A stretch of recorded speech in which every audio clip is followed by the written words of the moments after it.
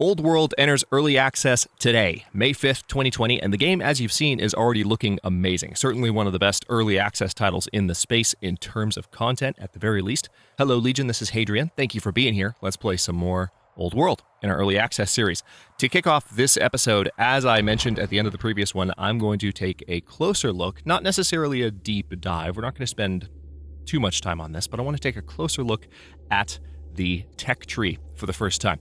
So I'm not going to read the tooltips in detail. I'm going to read the name of a number of the techs, maybe even all of them for a moment, just to kind of go through and see what the options are. If you would like to read the tooltips, this is your opportunity. I'm going to leave each one up on the screen for like a second and a half, 2 seconds, to give you the chance to pause and get the detail that you would like. So if you really want to do your own deep dive, this would be the moment for you to have your finger near the screen if you're using a mobile device, or have your hand on the mouse for the pause button if you would like to ensure that you can pause and read the tooltip. So the starting technologies for the game, which we have largely finished, I think.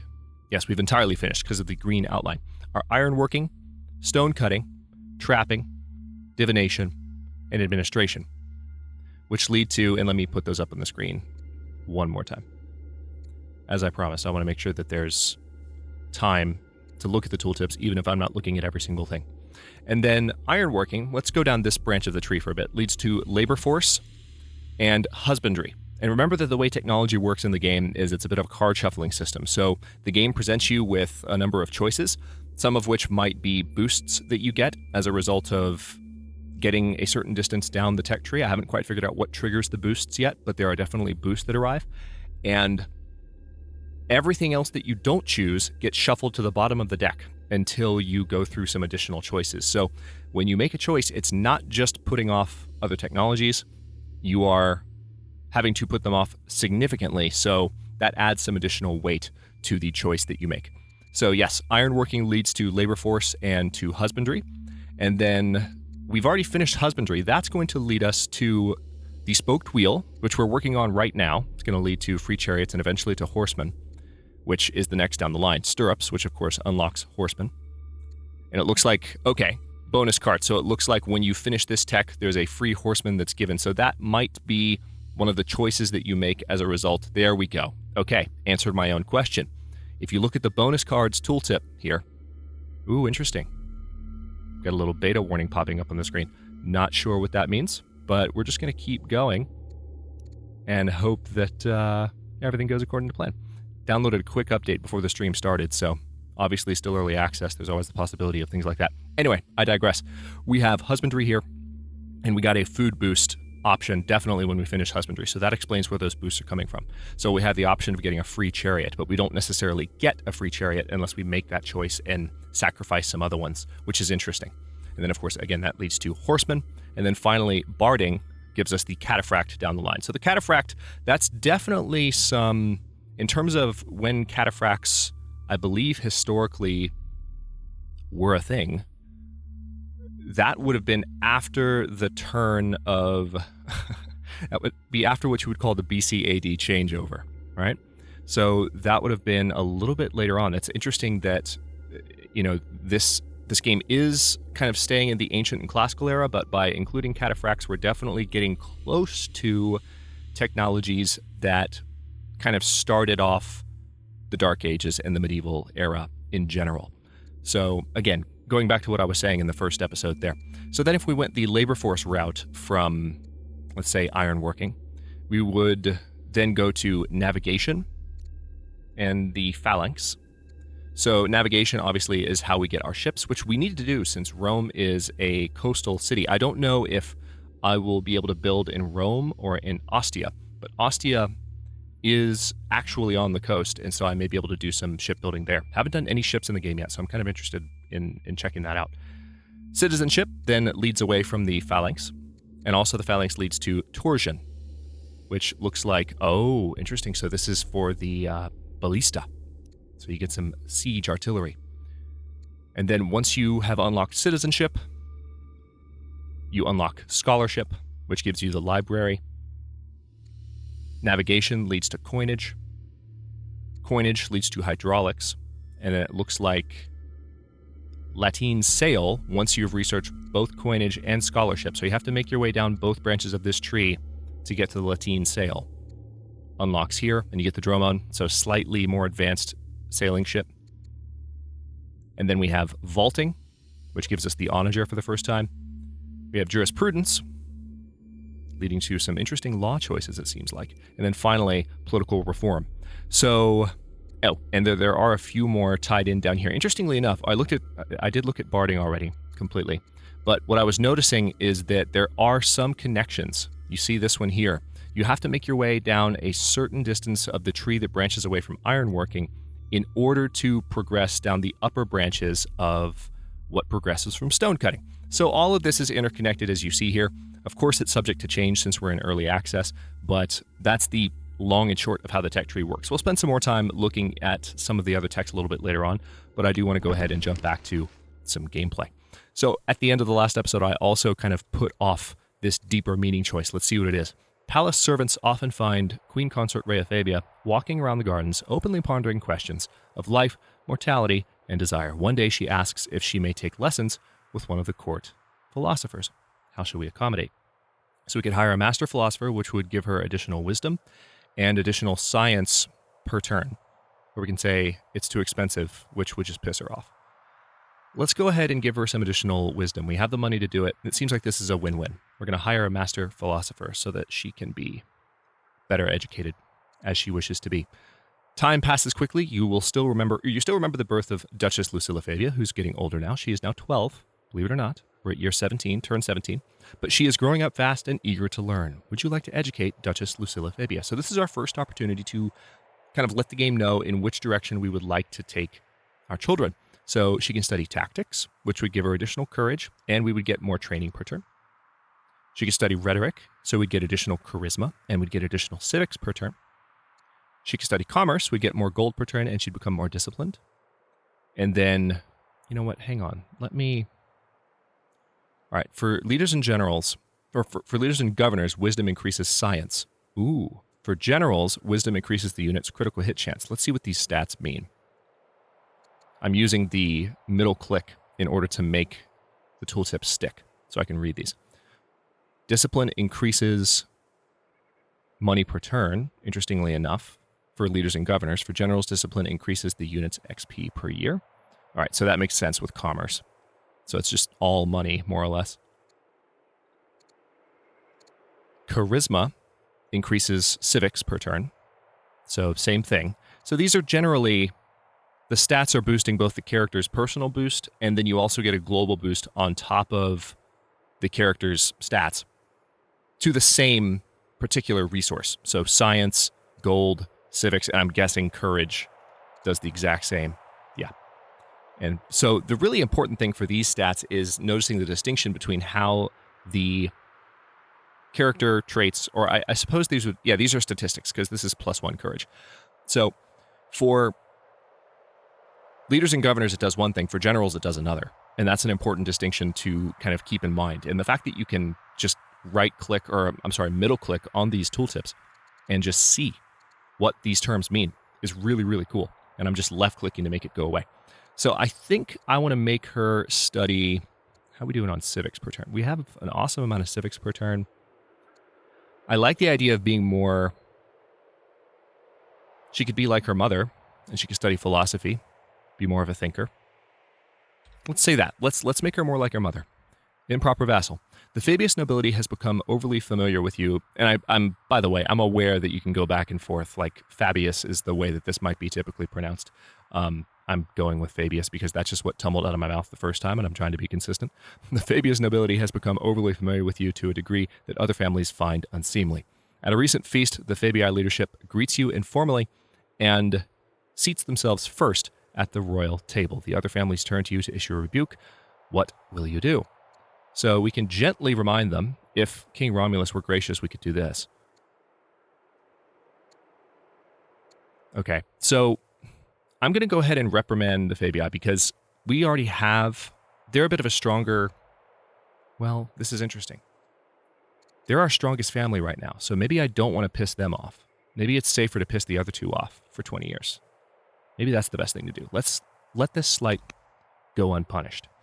Another thing that I want to do before we let any turns pass is I actually, because I noticed these were tabs and I started going through this last episode, at the beginning of the previous episode, I didn't spend too much time actually looking at the characters list and what you can do, for instance, by clicking on these. You can select any of these options and you can see what the character's traits are. You can see what their various stats are. So you can see, for instance, Duchess Lucilla Fabia does have Wisdom +1, and then Queen Consort has the Courage, Discipline, and Wisdom stats that we've seen her not only having, but she's gained in some of those since the game started.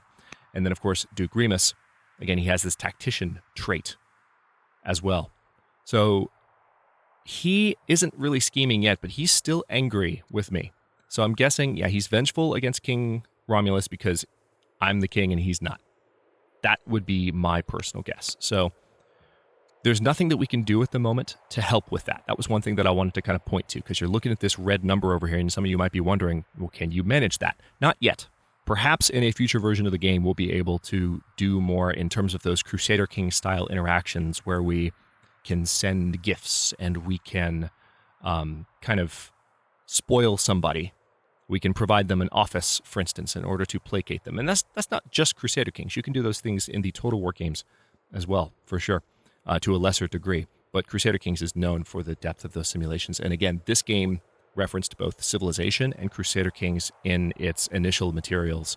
And it's not shy about that it's going for those two kind of traditions, Crusader Kings and Civilization in general. So let's go to our next unit here. We have our scout down by these barbarians and Numidians. Looks like he's okay. The edge of the map is here, so what I'm going to do is I'm going to move you here because I want to see a little bit what's going on. All right. Perfect. We have a goody hut here. I can march you there.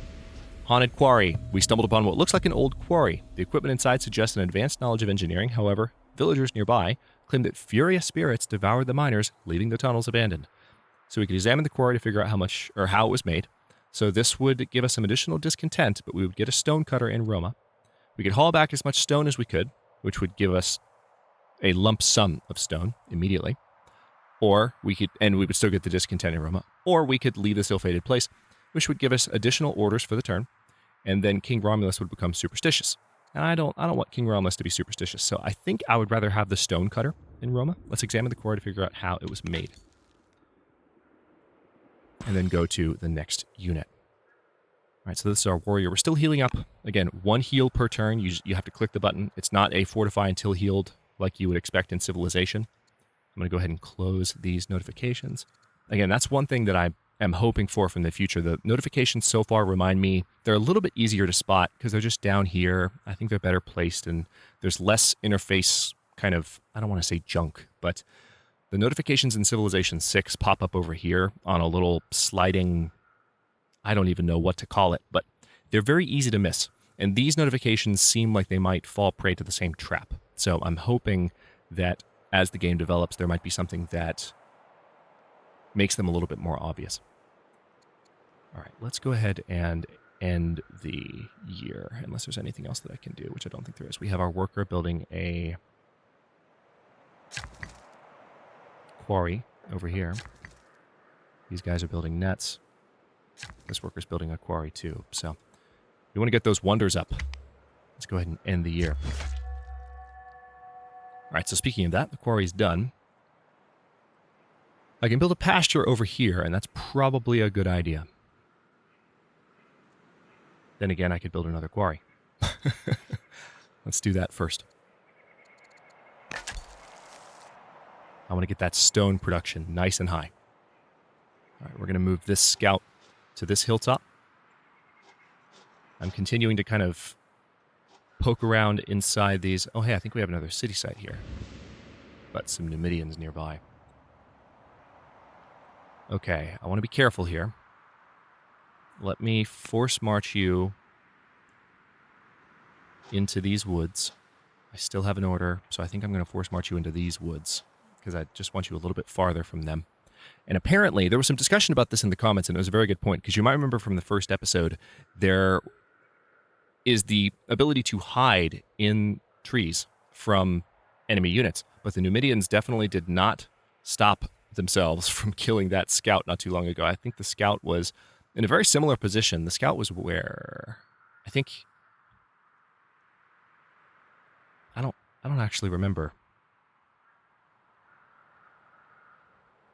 which Numidian camp killed the scout. I think it might have been... It was across a river, I know that. So they came up and crossed a river, kind of surprised me a little bit. I think it might have been somewhere around here. Like, the scout might have actually been about here when he died, because I feel like they crossed this river and then fired. I might be wrong about which Numidian site did that. I'm just trying to remember the geography of it. But anyway, the scout was in woods, which technically should have hid them, and didn't. So, not quite sure what to make of that. Let's go ahead and heal that unit. And we can not do much else this turn, I don't believe. Let's see if there's anything we can do to mess with Dido. So we can send Carthage, or we can send Babylon various gifts. We can send gems, we can send pearls. We can declare war. We can ask her to declare war on the Numidians. Let's see if there's any more information that I can... So we are currently much stronger than both Carthage and Babylonia. I'm guessing that's because of the difficulty setting that we're playing on. And that's fine by me. I would just like to spend more time getting comfortable with the game and moving up in difficulty as I play more. Carthage has begun construction of the Hanging Gardens. Interesting. Okay, so the first wonder is under construction. We have a settler here. Now, I have some barbarians that I need to clear out before I settle that camp, but I definitely would like to settle that camp, so we're going to move that settler there. This worker is done building those nets, so we could do a barracks here, a quarry here. I already have a barracks, though, don't I? No, that's a garrison. So a barracks would provide additional, at the expense of a little bit of iron per year, which is fine, I can afford it. It would provide me a little bit more training, and we get XP per year for idle melee units. Is it only in the range of this city, or is it just across the entire empire? That's an interesting choice. Yeah, we're not quite at a point where we have enough stone.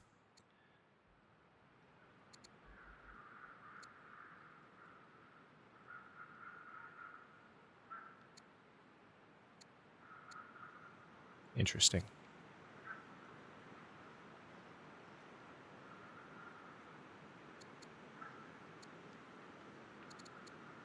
So the lighthouse requires coast and requires a culture level of developing. Let's take a look. Yeah, so I want to see if I can perhaps start building a wonder.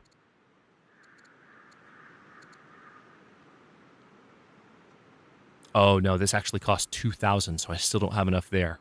Not nearly enough. So yeah, that's kind of frustrating because I totally moved them away from a spot where they could have started building. But I can march them. I can use some orders. I'm not using a bunch of my orders, so I'm going to just march them back to where they were, and we're going to start those barracks anyway. It's going to take 5 years. That settler is going to stay put. You guys are ready to run, though, so tell you what, let me bring you up here. It's going to use most of our orders. And now it seems that Antium is ready for its next production order since they finished with that settler. So we can train a stonecutter specialist. Notice that we can also hold control to insert things at the front of the build queue automatically, which is quite nice.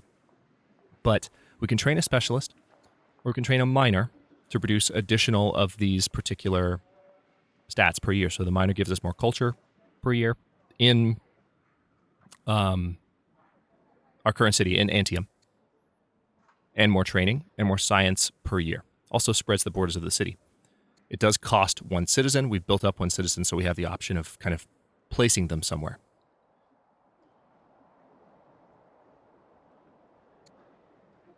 I think I am going to place a stonecutter there, and we may have an additional stonecutter to queue up in Rome based on that event that we had transpire. Okay, so these Numidians are definitely a bit of a threat. Let's see if I can move away from them while also uncovering. Oh, damn. Okay. So there's lots of Numidians down this direction. Like, we are in their territory. And this is the bottom edge of the map, too. So I can't force move this scout at all because I'm out of orders. Interesting how that plays out. So we might get ganked for the second time. Scouts similarly vulnerable in this game to the way they are in Civilization 6. End year. Yep, here they come. Animation's still being worked on, as you can see there. Choose research. So we could get a stone boost and get an immediate increase in the amount of stone that we have, which for building a wonder would be quite useful. We can go with rhetoric, battle line, or monasticism, which was already recommended to me once, and I skipped it. I passed it up. So I think I will go ahead and go for that because I've done so many other things to increase my turn-by-turn stone income, and that's what I would like to rely on to get me up to the point where I can build a wonder. I don't want to necessarily go all in and start using other options on that too right now. Time passes quickly. You still remember the birth of Prince Appius Fabius, but he's growing up fast and eager to learn. So should we make him a tactician, a rhetorician, a salesman, I suppose, or a philosopher?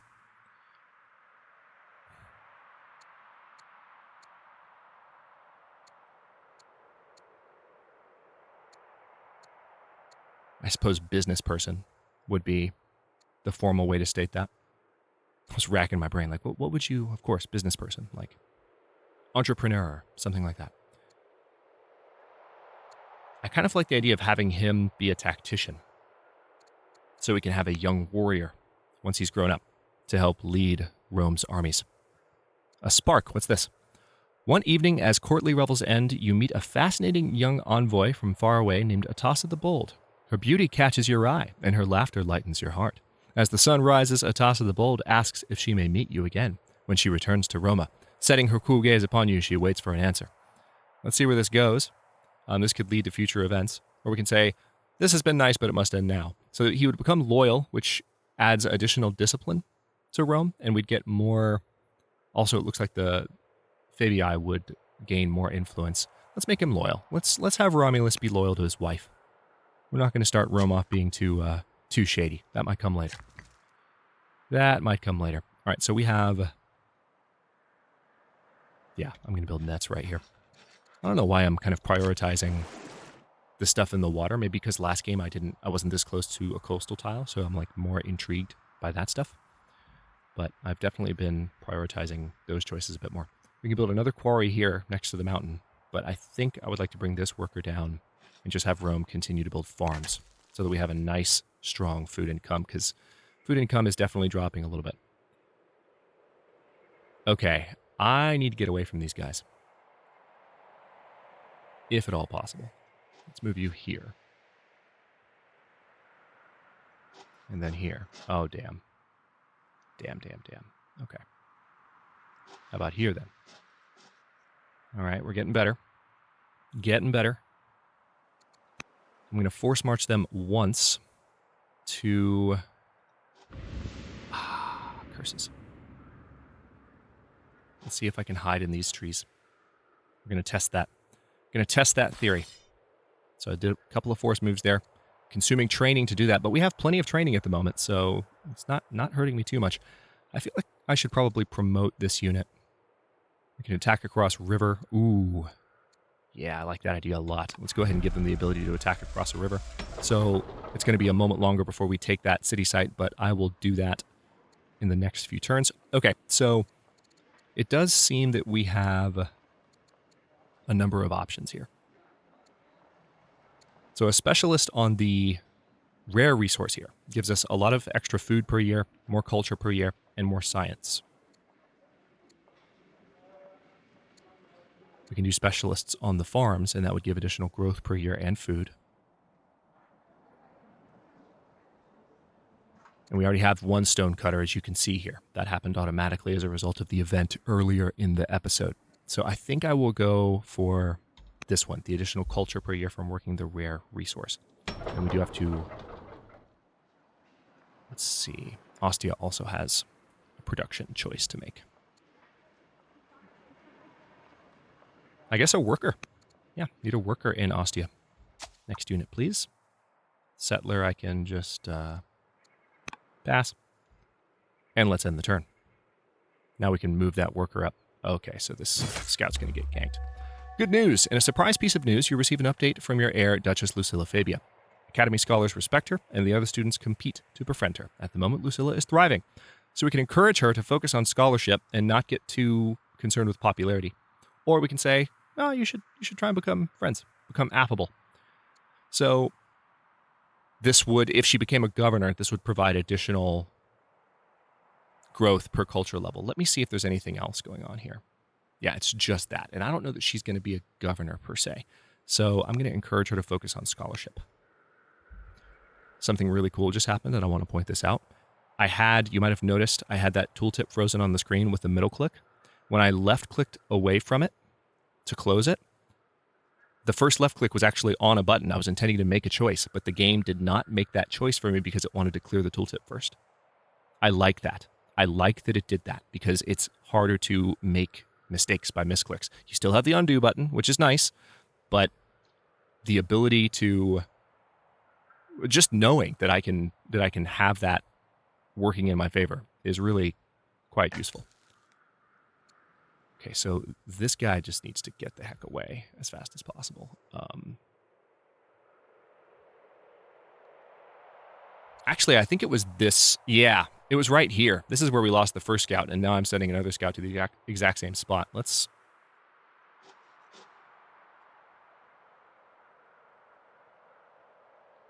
send you. How about right here? A little bit concerned about their safety. Tell you what, let's force march you to that hilltop. I could keep force marching them. There's nothing to really stop me if I don't want to lose a second scout. Yeah, I'll just move them here. I'd prefer not to lose a second scout. I'm kind of curious what happens if we keep these guys around. It's useful to have them around in Civ, so pass the turn on the settler. All right, now we are going to build that pasture. Put that off long enough. And the pasture, FYI, is, let's see.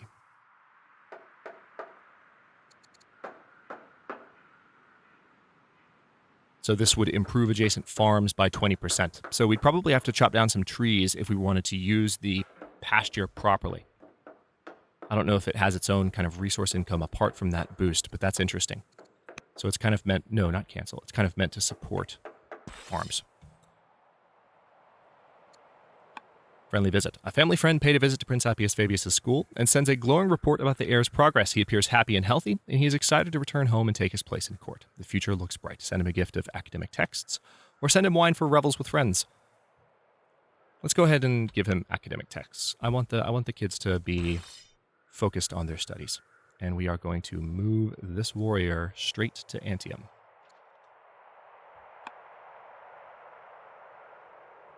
All right, let's end the year.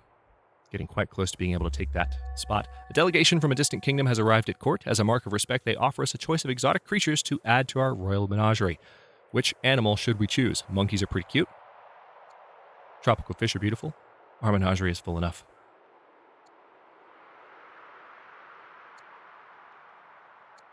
Let's say tropical fish. Tropical fish are colorful. They create less trouble than monkeys. Let's say that. Okay, so remember, I can attack across a river, so I think there's a river here. Oh no! Carthage has already cleared this out, but what that means is that I can now settle here.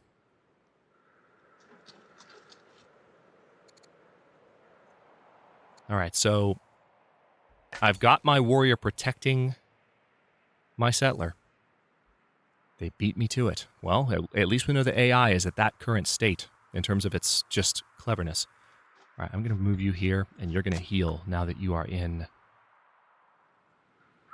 our territory. Let's pass your turn.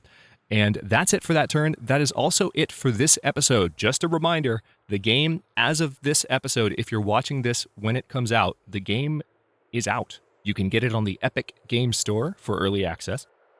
And I don't know, I've gotten some questions about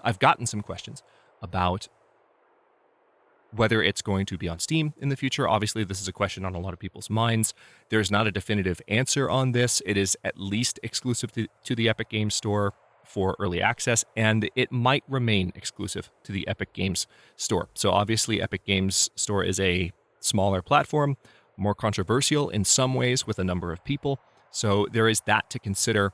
And if you're not familiar with that, maybe do some reading on that, read some articles, look at some different sources of information, and educate yourself on why some people are concerned or frustrated with the Epic Games Store in its current incarnation. It's not a topic that I am going to talk about in detail here, simply because it's a separate topic. It is a rather detailed topic, it's a controversial topic, and I don't have all of the latest information to speak to it in detail. But with that said, next episode, we might spend a little bit more time looking at the tech tree at the beginning, a different section of it, and hopefully we'll be able to get this city site from Carthage. They have a warrior here, but they do not have a settler, so we might just have to kill this warrior. We may just have to do that, because we're definitely stronger than them, and we could kick their butts.